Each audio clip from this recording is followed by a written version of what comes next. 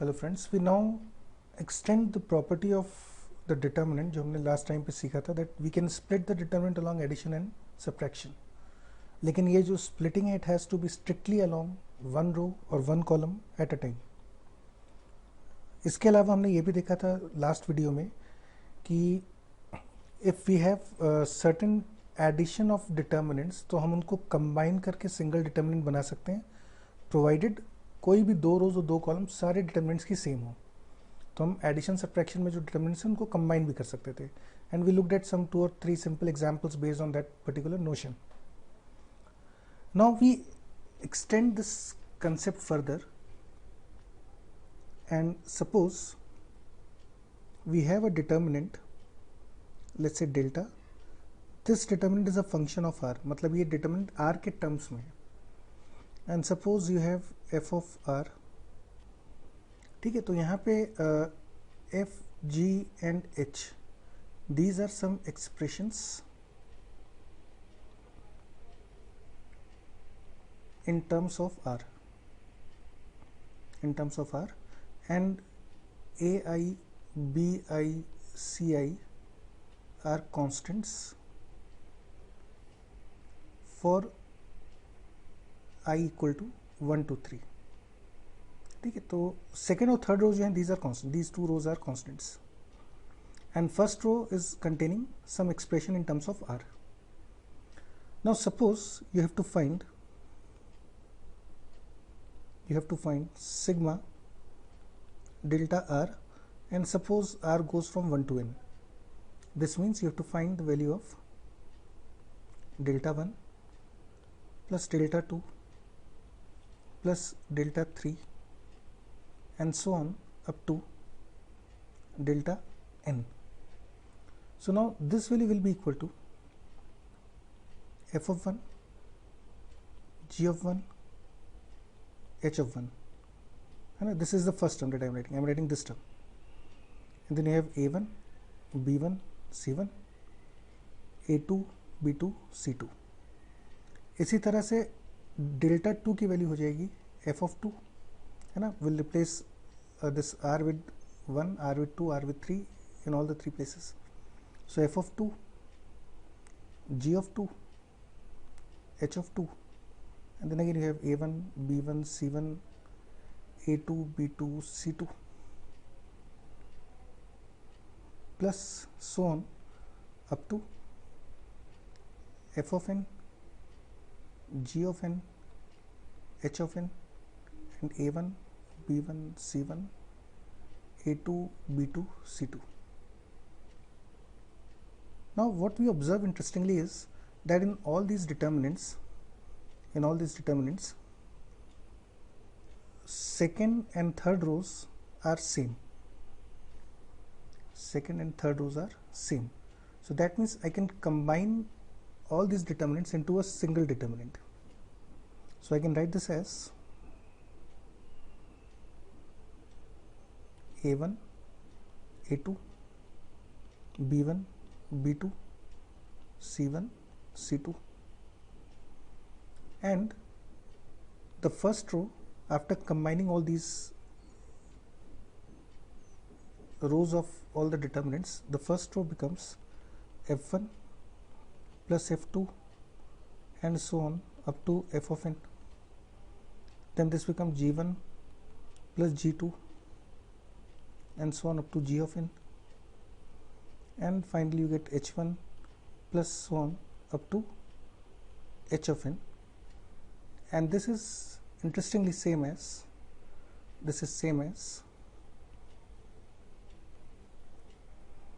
determinant of, now observe this very carefully, this is sigma f of r, sigma g of r, sigma h of r,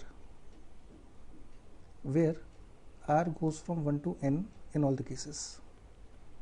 It's very obvious if you think about this. This is obvious कि हम जब determinant को combine करते हैं तो if two rows are identical, we can combine all the elements along addition, and this is nothing but the compact form of writing. Sigma notations are nothing but the compact form of writing the addition.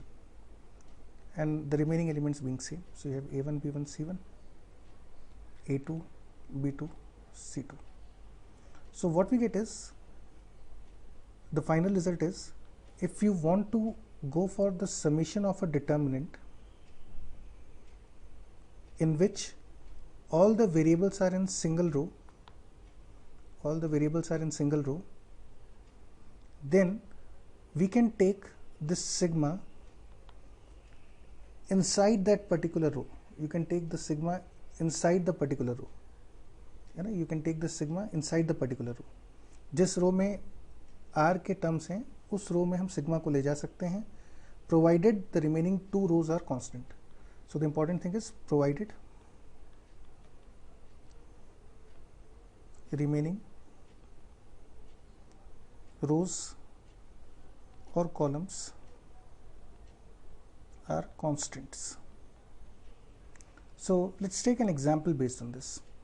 There's nothing new in this theorem. We have already looked at this theorem in a smaller form, जहाँ पे in the last video we connected these four determinants as a single determinant. उससे पहले हमने देखा था कि there were two determinants जिनको हमने combine करके single determinant में लिखा था.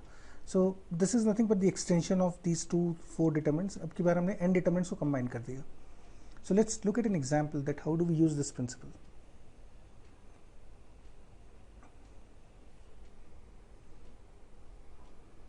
So let's take this problem.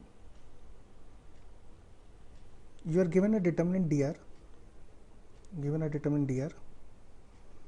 and this determinant, if you look carefully, this has the variables in the first column only, and remaining two columns are constant. Constant से मेरा मतलब है these are independent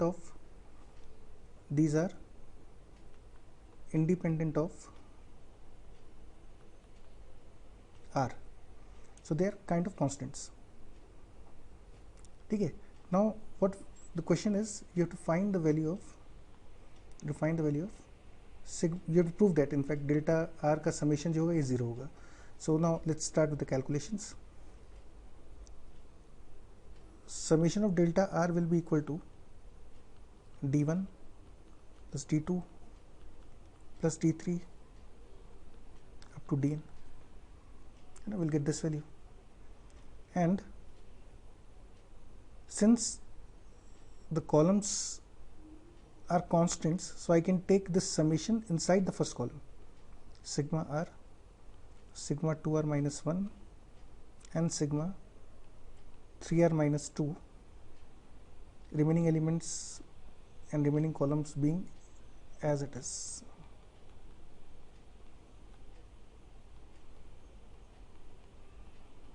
So we leave them as they were, right? Now we use some elementary concepts from your sequences chapter, and you find that sigma R goes from 1 to n is n plus 1 by 2. This is a standard result.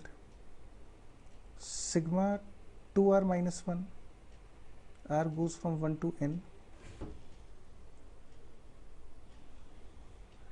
R goes from 1 to n. This will be equal to 1 plus 3. Start putting the value of R.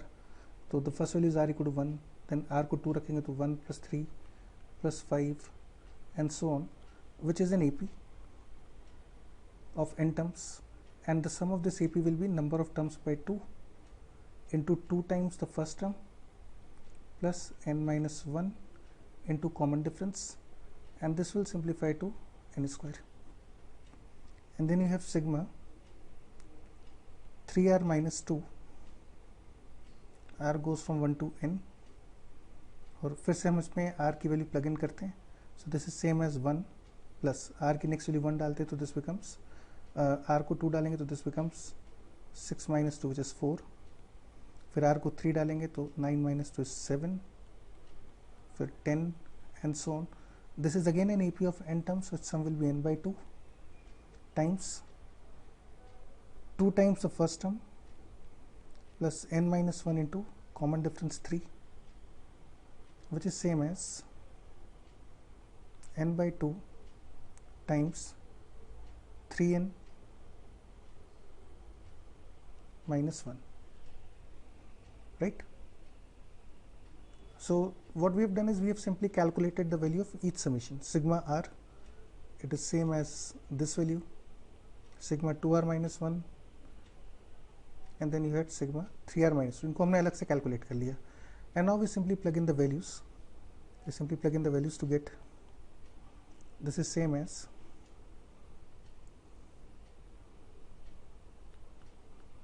n plus 1 by 2, n square, and n into 3n minus 1 by 2, the remaining columns being as they were, x, y, z, n plus 1 by 2, n square, n into 3n minus 1 by 2, yeah, as it is again. And now what you find is C1, first column, and the third column are identical. These two columns are identical, and therefore the value of this determinant becomes 0. And this is again the property कि अगर determinant में दो rows या दो columns proportional होते, then the value of the determinant becomes 0. Let's take another example, the same type of approach. So it's again a very routine kind of problem. I'd like you to pause the video, solve it yourself, and give this a try yourself. It's an easy question, and after pausing the video for some time, give it a try. I'm solving the question here still. So sigma del dr will be equal to, and I'm solving it a bit fast, sigma 2r minus 1, sigma ncr, sigma 1. I've used the notation NCR. This denotes NCR. This is generally the international notation, which is generally used with the international authors, and these two are equal. And if in case you know, these are called binomial coefficients. These are called binomial coefficients. So sigma 1, because इस case में again only the first row contains the variables. The remaining two rows are constants. They do not contain r. तो मैं sigma को एक रो या एक column में ले जा सकता हूँ, बिल्कुल पिछली बार की तरह. अगेन हम सिग्मा को एक रो या एक कॉलम में ले जा सकते हैं. And let's leave the other elements as they were. So you get n square minus 1, 2 to the power n, n plus 1, cos square n square, cos square n, cos square n plus 1. So we get this value. And the value of sigma 2r minus 1, where r goes from 0 to n. Now be careful. Generally sigma के question में always keep a close watch on the limits. The limits are from 0 to n. It is not 1 to n. So actually there are n plus 1 terms involved. है ना? So this will be minus 1, r equal to 0 पे, and then you have 1, 3, 5, and so on. This is clearly an AP of n plus 1 terms. There are n plus 1 terms. Keep this in mind. नहीं तो यहाँ पे गलती हो जाएगी. This was a small catch in the question. And this will be same as number of terms by 2. 2 times the first term plus n minus 1. So you get n plus 1 minus 1 into common differences 2. So this simplifies to n square minus 1 by 2. Just think about this carefully. In fact, so you have 2 also common from here, so you get n square minus 1. In the same way,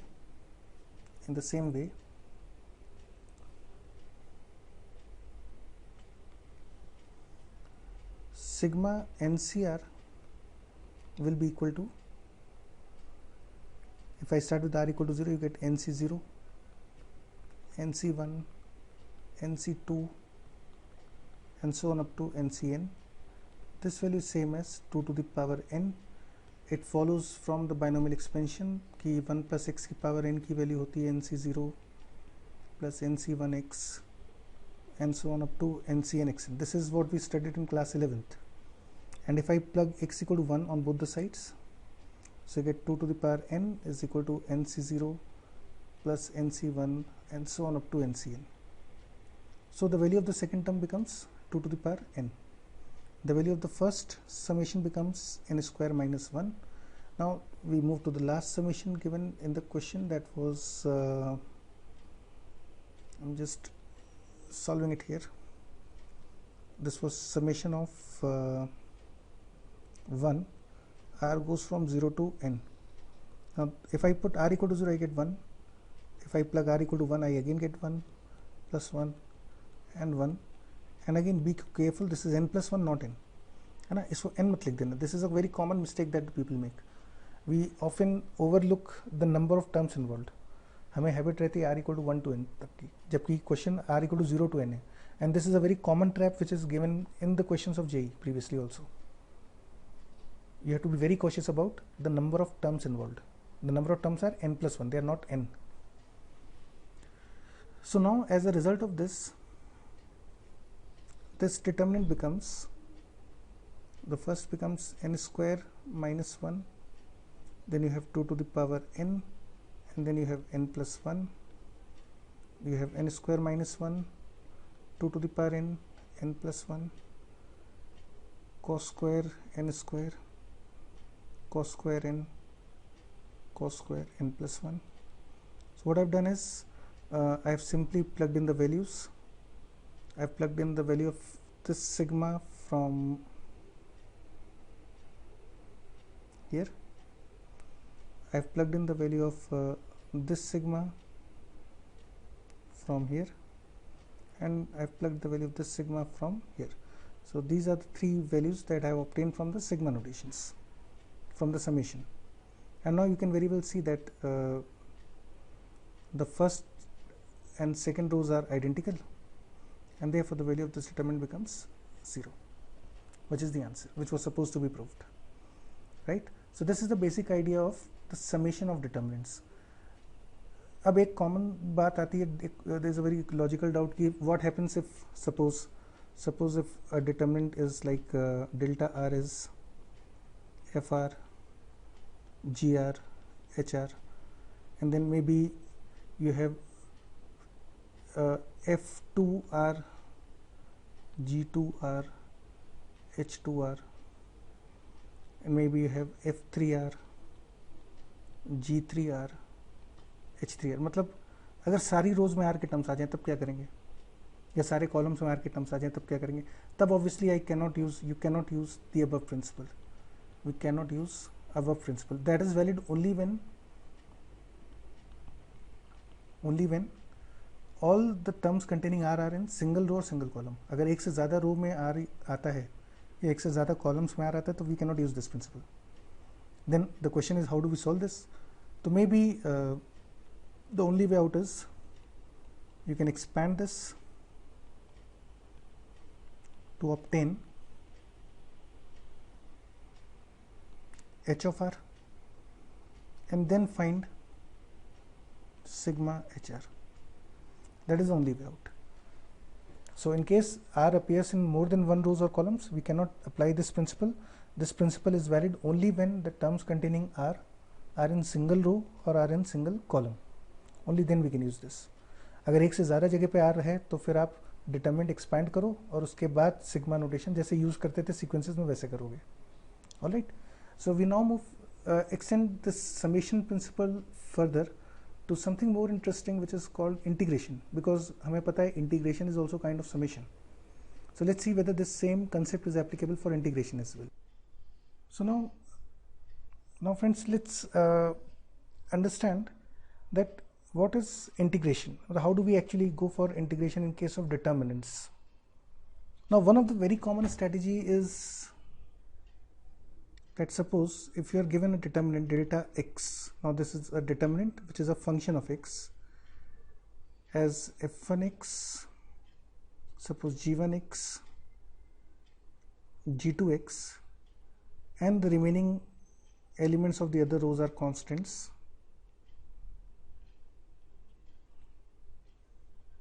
So in this case, suppose you have to find integration a to b delta x dx. You have to find integration a to b delta x dx. मुझे इस determinant का differentiation करना है with respect to x from a to b. We have to go for definite integration. So now since integration is same as summation, definite integration is kind of summation. Definite integration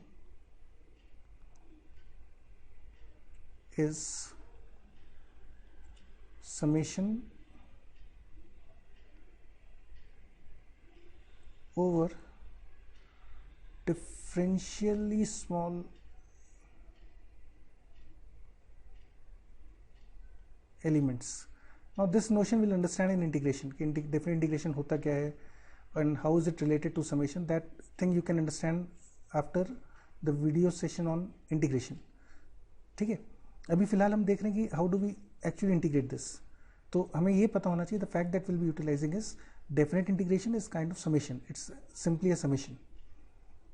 तो हम क्या करते हैं कि you can take this integration, definite integration with the row or column which is containing the terms of x. जैसे sigma को हम एक रो में ले जा सकते हैं, तो ऐसे इंटीग्रेशन को भी हम एक रो में ले जा सकते हैं. ठीक है, we can take this summation integration inside the row which contains x. लेकिन अगेन यहाँ पे भी वही लिमिटेशन है, बची हुई रोज या कॉलम्स के एलिमेंट्स कॉन्स्टेंट्स होने चाहिए. Only then this is possible. Only then this is possible.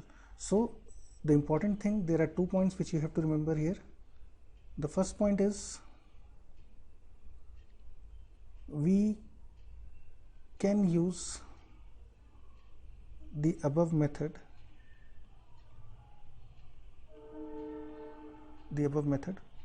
only for definite integration.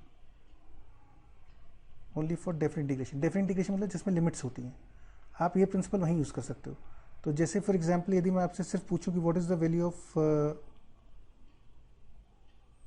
Delta x d x, तो फिर you will have to go for expansion of the determinant followed by integration. Never use this approach in indefinite integration. कोई पूछेगा भी नहीं. No one asks you generally the integration of determinant. Indefinite कोई नहीं पूछता, लेकिन जनरली डेफिनेट पूछते हैं. डेफिनेट में एक रो एक कॉलम में हम इसको ले जा सकते हैं.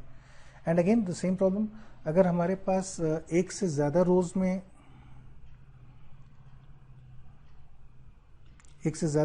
अगर x के फंक्शंस हो, तो again you can not use the method. Do not use the method if more than one row और column contains functions of x. हम इसको तब भी यूज नहीं कर सकते ना, contains function of x. You cannot use this. उस केस में हम इसको नहीं यूज करेंगे, बिल्कुल जैसा कि समेशन में था. It's not very important. बहुत टिपिकल चीज़ है, बहुत ही एक यूनिक टाइप का कंसेप्ट है, तो बहुत ज़्यादा फ्रीक्वेंटली आपको नहीं मिलेगा. लेकिन it is just worth remembering कि ठीक है, समेशन और इंटीग्रेशन रिलेटेड होते हैं डेफिनेट. तो जो प्रिंसिपल हम समेशन में यूज कर रहे थे, the same principle can be extended to definite integration also. Let's take a small example based on this. The question is, you have to find the value of this particular integration, and you are given this determinant delta x. तो मुझे delta x का definite integration करना है from the limit 0 to π/2. And what I find is this determinant contains the variables only in the first row. So the approach becomes very obvious. Integration 0 to π/2 delta x dx. मैं integration को एक single row या column में ले जा सकता हूँ, provided सिर्फ उसी रो या कॉलम में हमारे पास x के function 0 to π/2 sin x dx, 0 to π/2 cos x dx, and 0 to π/2 cos 2x dx. And these two rows are containing only the constants, तो इसमें हमको इंटीग्रेशन से कोई फर्क नहीं पड़ेगा. And now the question is more on evaluating these integrals. So let's say, what is the value of 0 to π/2? 0 to π/2, what is integration of sin x dx? So this is same as minus cos x, sin x integration is minus cos x from 0 to pi by 2, which is same as minus times cos pi by 2 cos x upper limit minus lower limit, which is same as plus 1. फिर integration 0 to pi by 2 cos x dx, cos x का integration sin x, limit 0 to pi by 2 upper limit minus lower limit which is 1. और finally एक third और बच गया, तो let's solve this third one. Maybe I will solve it here. So if 0 to pi by 2 cos 2x dx, which is same as minus times plus sin 2x by 2 0 to pi by 2, which is same as 1 by 2 common लेते हैं. x की जगह upper limit sin pi becomes 0 minus, so this is same as 0, right? And now you can simply plug in the values. So therefore the value of the determinant now becomes,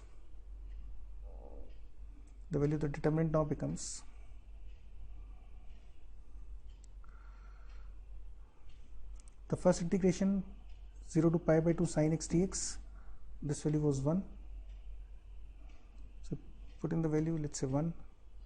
Then the second integration was again 1. The third integration was 0. And then you had 1, 1, 1, 1, 2, 3. And now if I expand this along the first row, we'll prefer the first row because x जगह मुझे 0 दिख रहा है. So if I expand it along the first row, I get 1 into 3 minus 2 minus 1 into 3 minus 1 plus 0, which is same as 1 minus 2 plus 0, which is same as minus 1, right? So the value of this integration becomes minus 1. Again, a straightforward question, a simple application. It's not very important, but generally is handy if you understand the basic principle. It becomes useful, right?